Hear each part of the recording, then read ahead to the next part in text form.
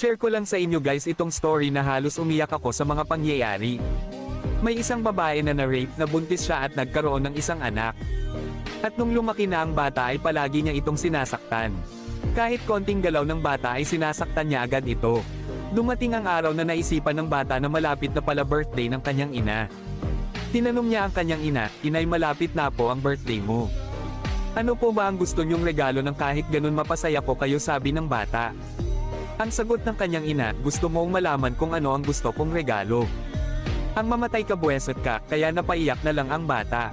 At nang dumating na ang kaarawan ng kanyang ina, hinanap nito ang kanyang anak dahil hindi niya nakita. Puno sa galit ang kanyang ina, sigaw dito, sigaw doon, at nung pagpasok ng kanyang ina sa kwarto ay doon niya natagpuan ang kanyang anak na nakabitin at nakatali. Biglang napaluhod ang kanyang ina. At nakita niya ang papel na may sulat sa paa ng bata, "Inay, happy birthday po. Tinupad ko po yung gusto nyo sa kaarawan nyo. Para naman kahit minsan ay mapapasaya ko kayo, tandaan nyo po, Inay. Mahal na mahal kita."